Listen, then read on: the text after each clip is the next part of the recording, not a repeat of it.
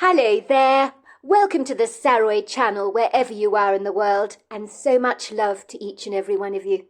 Well, Killen and Maxwell both were owners of a necklace, a very unusual necklace that seems to bedazzle a lot of people, and a lot of people want to get their hands on this amazing necklace. But both these young boys were haunted by a male Bigfoot who was telling them he wanted his necklace back. So they've decided to go to the Misty Hills campground to return the necklace to the male Bigfoot. So before we continue, don't forget to subscribe to the channel, click the notification bell and the thumbs up, and let's continue with the final part of our story tonight. As luck would have it, Maxwell's mother, Michelle, was only too delighted to see that her son appeared to have made good friends with Killen, and learning the two of them were going camping together really pleased her. She had no idea, of course, that Maxwell was being haunted by a dream that was urging him to take the trip in the first place in order to return the necklace to its rightful owner. Michelle Capelli liked to encourage her son to socially interact with other teenagers of his own age, so she was all for her son going on this camping trip with Killen. She had an instinctive gut feeling that her son and Killen would become the very best of friends in due course. They appeared to have so much in common with each other. To all intents and purposes, Maxwell did have many male friends. But Michelle Capelli always wanted her son to have that special friend that would be more like a brother to him. She had wanted to give Maxwell a sibling, a male sibling at that, but it was not to be, as she had unfortunately had a radical hysterectomy shortly after Maxwell was born. So the Capelli's desire to have more children was ruthlessly nipped in the bud. She had always felt extremely guilty about raising up Maxwell to be an only child. She eagerly prepared a delicious selection of perishable and non-perishable foods for Maxwell to take on his camping trip. She assured him that she'd be perfectly able to manage the cake stand at the farmer's market by herself, without his supervision, although of course he'd be sorely missed. "I'm going to be absolutely fine. Don't you dare worry about me, Maxwell," she assured her son. "You go out into the great outdoors with Killen and have lots of fun. He seems like a very nice young man to me. And while I very much like most of your friends, Killen is very special. There's something about him that makes him feel a little like family, as odd as that may sound." "It's funny you should say that, Mum," Maxwell had chuckled. "In the short time I've known Killen, he feels more like a brother than a friend to me, and that's never happened to me before. I feel incredibly comfortable in his company, almost as if I've known him all my life." "That's exactly what I'm saying to you," said Michelle Capelli, looking extremely pleased. "That's why you need to nurture this friendship," she had said encouragingly. In truth, Maxwell was very excited about this camping trip to the Misty Hills camping ground. He had never quite met anyone like Killen before, and for some reason they seemed to click, almost as if the fresh blooms of a new friendship had been sown, and would likely produce a bountiful harvest. Maxwell was popular at school. He had so many friends, but the relationship he had with Killen was extremely different. It felt more brotherly, and friendships like this were rare to come by. Killen picked Maxwell up in the early hours of the morning from his home, an hour after Michelle Capelli had packed up her van and left for the farmer's market. Killen was driving an old beat-up white SUV that his father had given to him for a late birthday present. And although the battered SUV had seen better days, it was robust, hard-wearing and rather ungainly, an oversized car that looked like it could stand up to a lot of wear and tear, which was exactly why Killen liked it so much. The 3-hour journey to the Misty Hills camping ground in the Pacific Northwest was pleasantly enjoyable. Time seemed to melt away, like butter drizzling down a corn cob. The two young men found they had a lot to talk about, and there was much laughter during that journey. Finally, Killen left the highway behind them. They travelled down some rugged country roads, surrounded by tall, lofty trees on both sides. It almost seemed as if they'd entered another kind of world that existed when people were riding around in horse-drawn carriages. The web of dirt roads went on for a long while, until Killen's GPS suddenly announced, "On your next turn to the left, you have reached your destination." Killen pulled up this dirt road, and his SUV drove up to an old rusty gate, which was in well need of a paint job. But there was a very smart sign above the gate that read Misty Hills Camping Ground, and on a little pillar to the side of his SUV was a freestanding intercom system. "We're here, finally," said Killen, pulling out a piece of paper from what appeared to be a brand-new wallet. He pulled down his driver's side window and keyed in the access code on the intercom system. The gate steadily opened, and they drove down the long road surrounded by wilderness, along with large clusters of trees. The blue sky seemed to stretch out before them like an eternity, while the distant signatures of the mountains towered up into the heavens with a prepossessing dignity, while their curvaceous shapes appeared to be cloaked by a fine covering of foggy mist. Killen had told Maxwell that the campground was owned by a very eccentric man called Mr. Gordon Raphael. It was only accessible to be used by a select clientele that paid an annual membership fee every year for the privilege of camping there. The private campground was well equipped with showers and warm water, along with a kitchen facility, which indulged all campers with the privilege of using freezers and fridges where you could store your perishable goods. Killen drove down the long, bumpy dirt road, strewn with a plethora of loose pebbles that beat against the undercarriage of his SUV, so very hard that it almost sounded as if it was being pelted by hail. Finally he parked his SUV on the undulating bank of the most beautiful silvery lake that stretched out before them under the morning sun like an all-encompassing yawn. Trees of many shapes and sizes, some slightly lopsided, others curved, gathered around the water's edge eagerly, with a prideful serenity, draping their long garlands of green finery over the water's reflectant surface. A wild duck with dozens of her baby ducklings was skimming across the water. She was hanging around the reed bank, and you could hear the shrill calls of waterbirds everywhere. It was magnificently beautiful. That was when Maxwell took in the glorious view, and he felt as if he'd died and gone to heaven, because this place was as close to perfect as you could get. He couldn't blame the owner of this camping ground, keeping it private, for if he owned a place such as this, he would likely do exactly the same. You didn't want just anyone camping here, but people who respected the natural fauna and flora of a place. "This place is dreamy," he admitted to Killen. "When you talked about the Misty Hills campground, I hadn't envisaged a place like this. The bird life in the trees is phenomenal, and the lake looks as if it's well stocked with fish. I imagine a lot of people must come fishing here." "They sure do in peak season," said Killen with a grin. "My family are very quiet people. We enjoy our outdoor pursuits, so it makes sense to pay the membership fee for this place. The Misty Hills campground is one of our best-kept secrets. Few people know about the place. We like it that way. And the owner does too. My parents aren't exactly rich or wealthy, but they value their privacy, so a place like this appears to tick all the boxes for us. I mean, it doesn't look like anyone is camping here this weekend, apart from you and me, which means we can have this entire camping ground to ourselves, and it doesn't get better than that." "You're kidding. If we have this place to ourselves, we really will be in heaven," said Max, looking pleased. "I'm so glad you invited me here, Killen." "Well, our paths paradoxically crossed, did they not?" said Maxwell, in what I can say was a rather unorthodox way. "We both bonded over a strange necklace, and we both received messages in our dreams from a male Bigfoot to return his necklace to him, which is why I've arranged for us to come here, and now here we are. Maybe we were meant to meet in this rather unusual way. Stranger things have happened." "So you believe in serendipity, do you?" asked Maxwell. "Absolutely I do," said Killen. "Some things are meant to be. They're written in the stars. I don't believe there are any accidents. I also think my mother agrees with me on this. She's a staunch believer in fate, you see. I have 3 sisters and no brothers. My mother stopped trying to have another son after she kept giving birth to girls. She was hoping to have 2 boys and 2 girls, but it never happened. Growing up, I always felt I missed out on not having a brother. But since I've met you, Maxwell, I feel almost as if a hole has been filled. I've never felt this way before. I've never felt this comfortable with any of my friends. And believe me, I've got lots of them. I genuinely feel as if you are like a brother to me, Maxwell, as weird as that may sound." "It's funny you should say that, because I feel exactly the same way," said Maxwell, delighted to hear that Killen also felt that there was a brotherly bond between the two of them.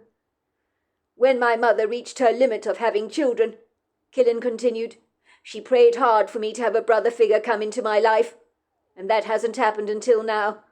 It's like her prayers were answered in a bizarre way, when a necklace came into our lives.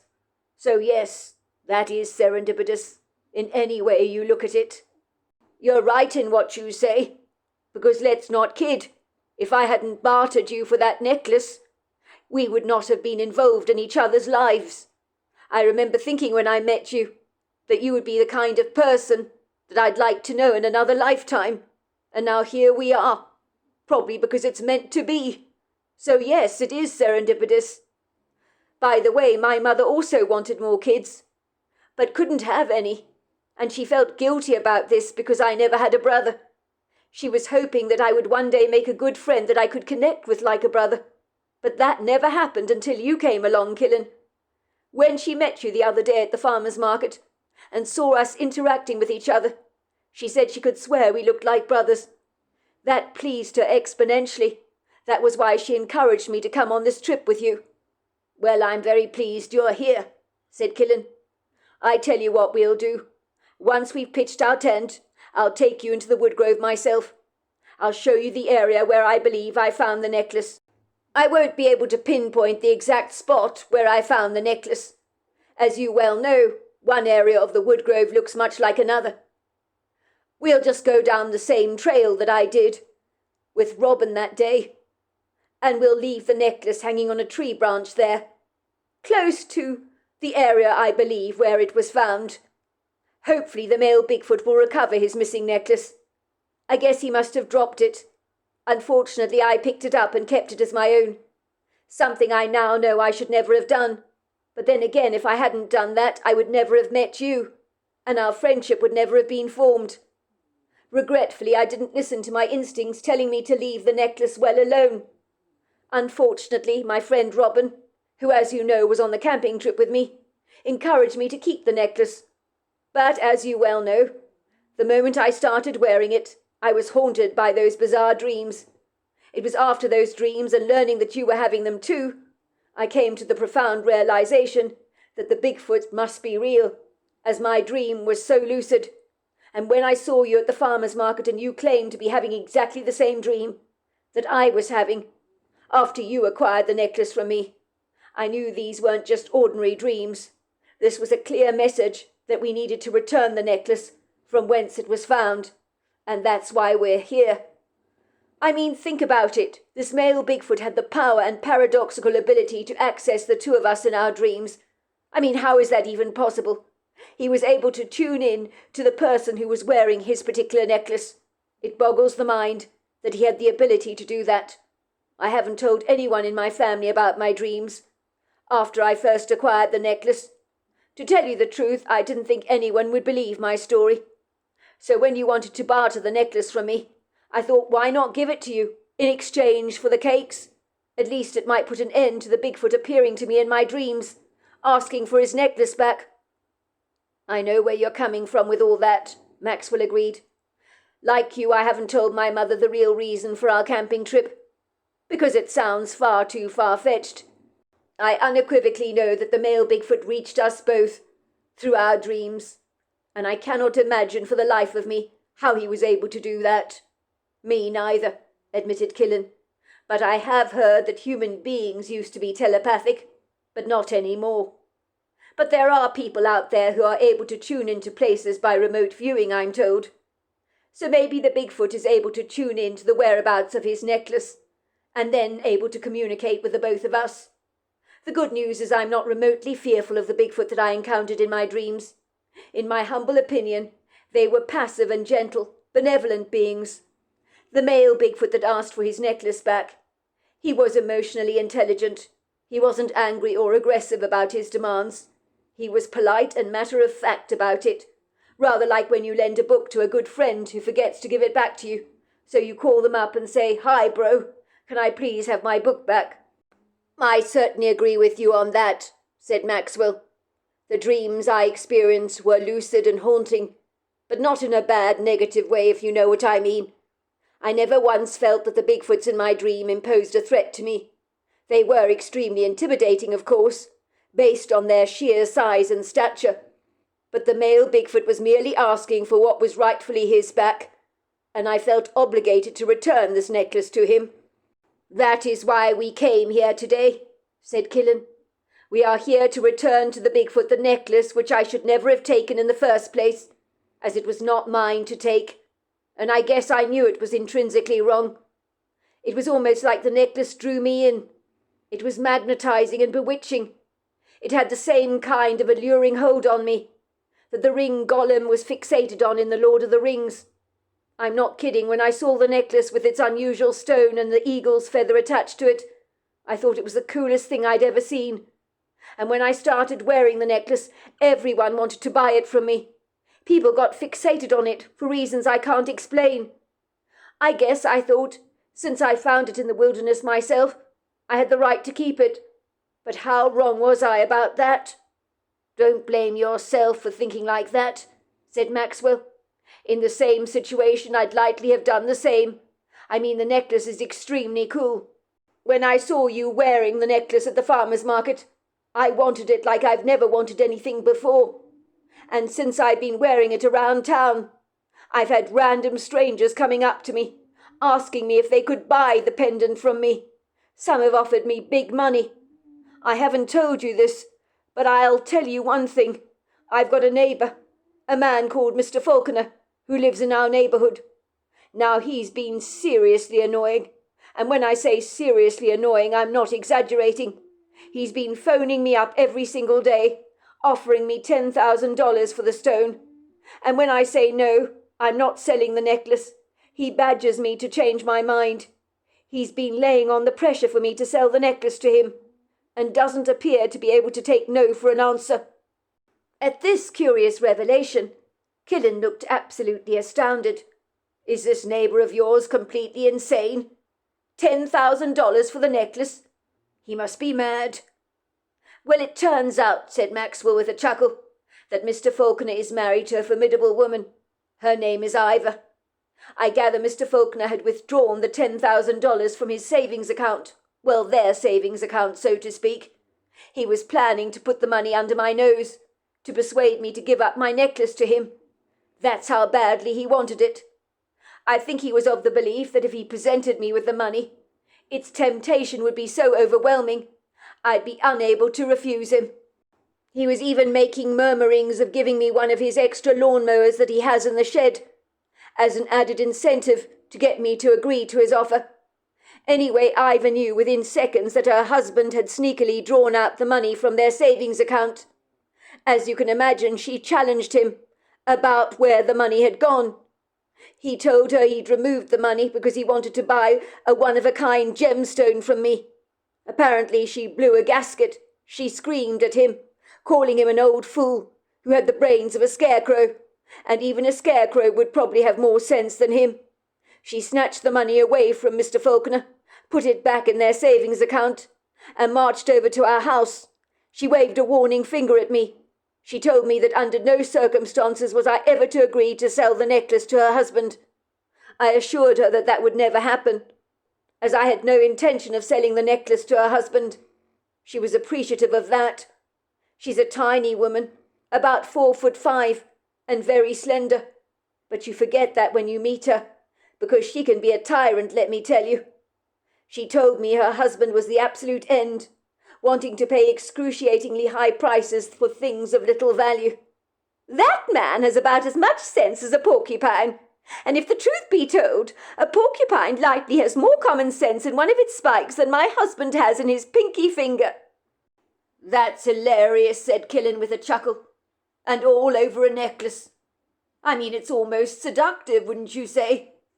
I mean, this neighbour of yours deliberately sneaking the money out of his bank account, hoping his wife wouldn't notice, and even offering you one of his lawnmowers as a bribe just for the necklace. Luckily, his wife is shrewd and on the ball. It sounds to me as if she watches him like a hawk. She doesn't trust him an inch. You almost have to feel sorry for this neighbour of yours. He's trying to get away with doing things behind his wife's back, and failing abysmally, for she catches him with his hands in the cookie jar every time. I know what you mean, laughed Maxwell. You're right about the necklace. It does seem to beguile so many people. To tell you the truth, I'll be quite relieved to return the necklace to the Bigfoot, so I won't be harassed any more by Mr. Falconer. I'll tell him I went out camping with a friend on a long hike and accidentally dropped the necklace. And I'm not exactly lying, am I? I'm being a little economical with the truth. But at least Mr. Falconer will be able to stop fantasizing about the necklace all the time." "I share the same opinion with you," said Killen. "It'll be a load off my mind when we finally return the necklace to whom it belongs." Once Killen and Maxwell had pitched their tent around the lake, Killen drove his SUV to a red brick building, where they placed their perishable foods in the refrigerator unit there, and then they drove back to their camping spot and industriously began to collect some firewood for later on in the afternoon, when they prepared a fire pit. Once they had gathered enough wood, they decided now was the time to return the necklace. Maxwell glanced down at the bewitching necklace around his neck, and he did feel somewhat sad and reflective about parting with it, but he knew he'd also feel a profound sense of relief letting it go, as the dreams at night and the constant attention the necklace had provoked among so many people, especially Mr. Falconer, was more than he could take. He did wonder why the necklace appeared to have such magnetizing powers that when people looked at it, so many of them almost became like magpies, who'd simply love to snatch the necklace away from him, if given the chance. "Let's do this," said Killen. "Get it over and done with, shall we? Are you ready?" "Ready as I'll ever be," said Maxwell. "I know how you feel," said Killen sympathetically. "But remember, when you took the necklace from me, I felt a great burden of responsibility had been lifted off my shoulders. I felt lighter, and the dreams went away. I'm sure you'll feel much the same once you're relieved of the necklace." "I hope you're right," said Maxwell. "My only concern is, will the Bigfoot know where to find his necklace, or will he continue to bother me in my dreams?" "Of course he'll be able to find the necklace," said Killen. "I got the distinct impression from my own dream they wanted me to leave the necklace in the woodgrove from where I found it. If they could tune into the fact that we had the necklace, they can definitely find its whereabouts in the woodgrove. Of that I am most sure." "I guess you're right about that," Maxwell agreed. "But of course I'm right," said Killen. "Come on, let's get this over and done with. It'll be a load off our minds." Before long, the two young teenagers walked down the trail together. It was a magnificently beautiful afternoon. The sun shone brightly through the trees. But as they continued along their merry way, the scenery became hauntingly familiar for Maxwell, almost like a déjà vu experience, you could say, as if he'd been into this woodgrove before. He recognized the woody notes, along with the citrusy fragrance of one of the flowering creepers that lay in tangled clusters along the path. The bird song in the air was also familiar, along with the rustling sounds of the leaves shaken by a soft breeze. "I've been here before," he told Killen. "I know I have. I know that sounds completely crazy, but I promise you, I'm sure I've been here." "But of course we've both been here before, Maxwell. Don't you remember? I've been here physically before, that's true enough. But I've also been here in my dreams, and so have you, because we both experienced the same dream, if you remember.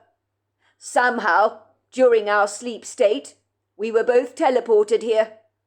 Remember, you told me you woke up with your feet very, very badly cut up, with dirt all over them and bloodstains.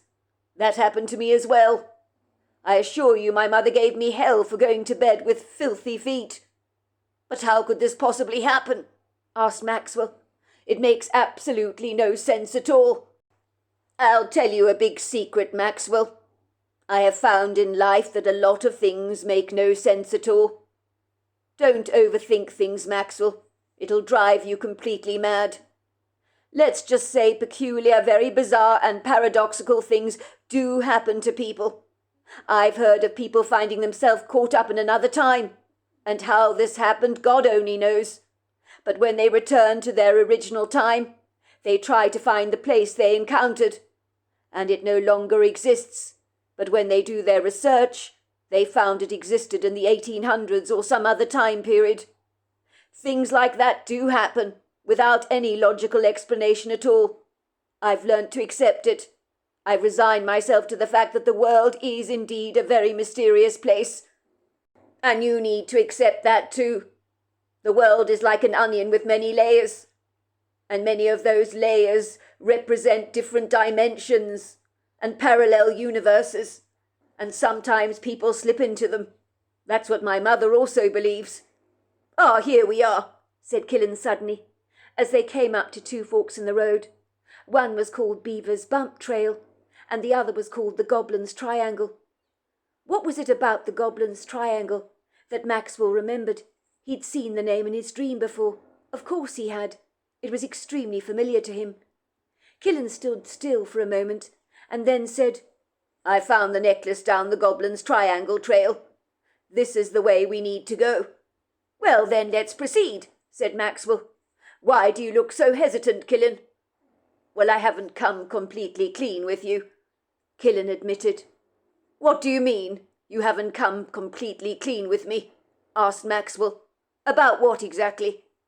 Well, about the Goblin's Triangle trail, I mean. Well, what's wrong with the trail?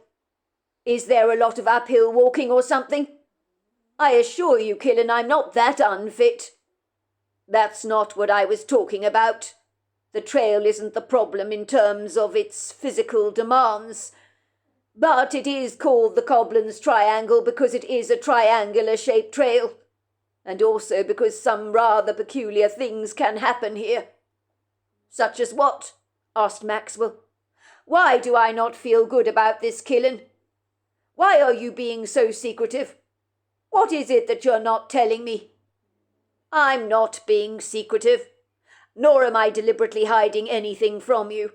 It's just when me and my friend Robin stumbled across this trail quite by accident, we were eager to take it. The name the Goblin's Triangle appealed to us greatly. It had a mysticism about it, you could say. Well, when me and Robin came down this trail, nothing untoward happened to us, apart from, of course, stumbling across the necklace. When we got back to camp and I told my mother about the Goblin's Triangle trail that we'd been on, she quite literally lost it with me. Why would she do that? Why wouldn't she want you to take the trail? Well, she told me she'd warned me hundreds of times never to take the Goblin's Triangle trail. But I have no memory of her telling me this. Well, maybe you forgot about it, said Maxwell. No big deal. I wouldn't forget something like that, said Killen. If my mother wanted me to ignore a Pacific trail, I would have heeded her advice. Well, what is wrong with the Goblin's Triangle trail anyway? Asked Maxwell. What was your mother fussing about? Well, she told me that the owner of Misty Hills campground called the trail the Goblin's Triangle, as people lose their way here. Although I'm not sure exactly why. Because people don't go missing like they do in the Bermuda Triangle, so to speak. Yet people taking this trail do appear to become disorientated and extremely confused. Some claim to go into a trance and have no memory of how they return back to their camps. Others claim they've heard whispering sounds all over the woods and have felt completely spooked, as if they sensed that they were being watched and followed by someone. That's why the owner chose to call the trail the Goblin's Triangle. Because goblins by nature are tricksters, and so many people that have taken this trail feel as if someone is playing with their mind. And you thought to tell me this now, said Maxwell, looking quite startled. Why would you keep this from me, Killen? Well, if you want to know the truth, I didn't want to get you spooked going down this trail. Well, it's too late for that, Killen, said Maxwell, looking far from impressed. I'm now feeling extremely reluctant about doing this. Nothing is going to happen to us going down the Goblin's Triangle trail, Killen assured Maxwell. Remember, it's where I found the necklace. So we have to go this way whether we like it or not, in order to return it, don't we? But I promise you, if it makes you feel any better, I don't believe any funny business will happen to you and me. It didn't happen to me and my friend Robin when we went on the trail. As I was saying, the only bizarre thing that happened was us finding the necklace. Well, we have to go down this trail anyway, said Maxwell. But I wish to God you'd kept all the spooky stuff to yourself, because now I'm feeling ever so slightly on edge. You're probably right, Maxwell. I shouldn't have mentioned the stories and rumours about this trail. They're probably not true anyway." As the two teenagers navigated their way down the Goblin's Triangle, Maxwell soon physically relaxed.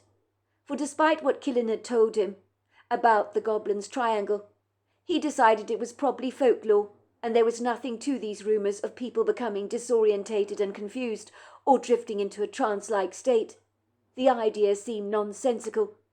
The woodgrove felt benign, very benevolent.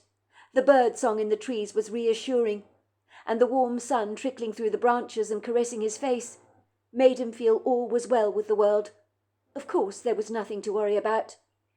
As he was thinking this, the whispering began, and Maxwell could feel his chest tightening and the back of his throat becoming thick with nausea. "Hear that?" he whispered to Killen. "I hear whispering, and I'm certain we're being watched. It's happening to us, Killen. Just what you told me. It's happening. I can't believe it. I feel spooked." "Ignore it. Ignore the whispering," said Killen. "Remember, we have to focus on the job at hand. You see the rock over there, near the tall tree? I'm pretty certain that that was the place where I found the necklace. Of course, I can't be 100% sure."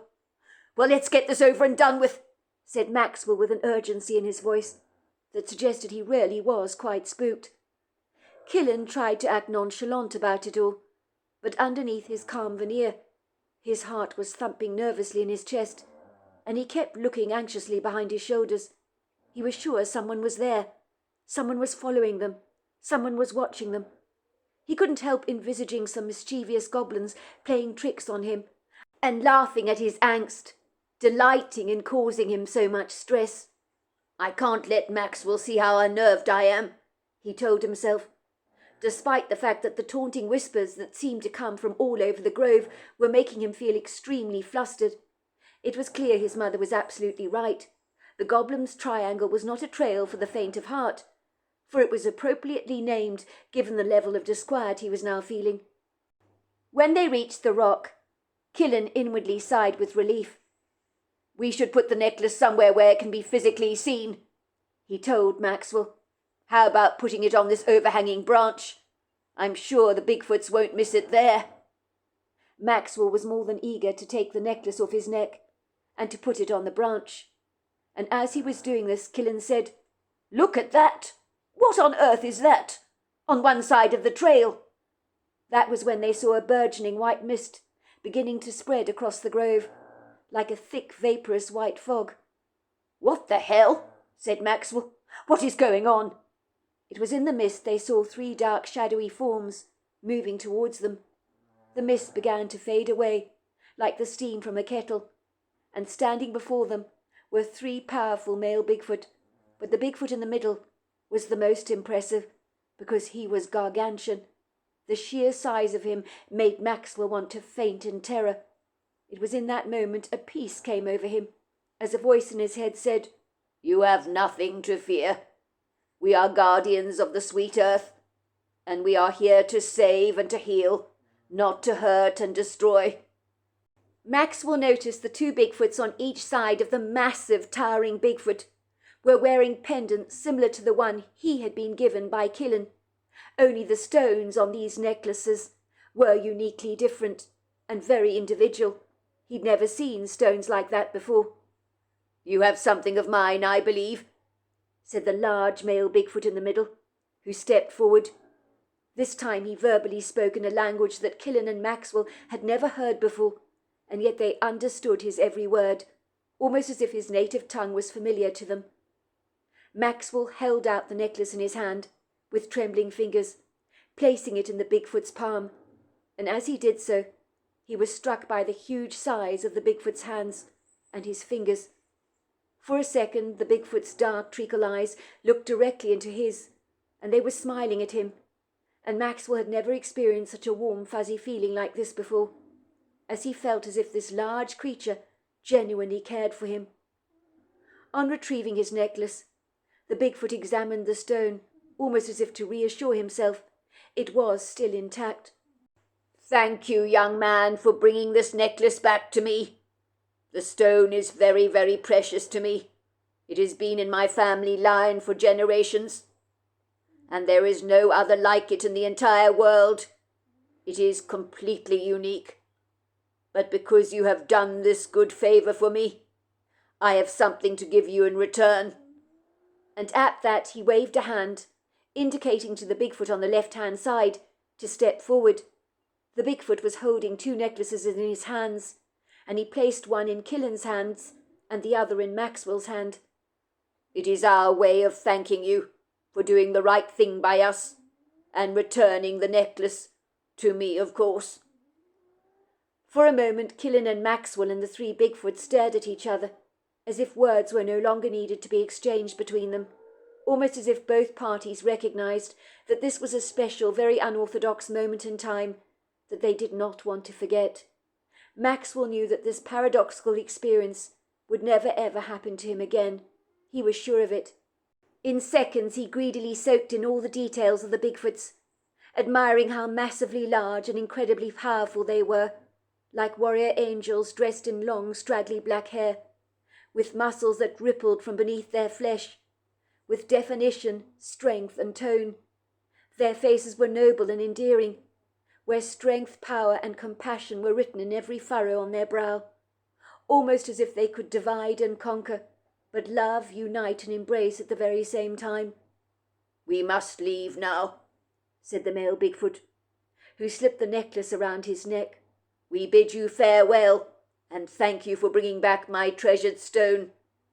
Then as he said this, the mist reappeared, and the 3 figures disappeared into it, until they were all but gone. "Did that just happen?" asked Maxwell, staring at Killen with wide eyes. "It did," said Killen. "That massive male Bigfoot, the one in the middle. I saw him very clearly in my dreams. But in real life, let me tell you, the sheer size of him made me want to faint. But he knew exactly what I was thinking, because the moment I started experiencing fear, his voice came straight into my head, telling me I had nothing to fear, and I was immediately put at ease. These Bigfoots have supreme powers, powers we cannot even comprehend or understand.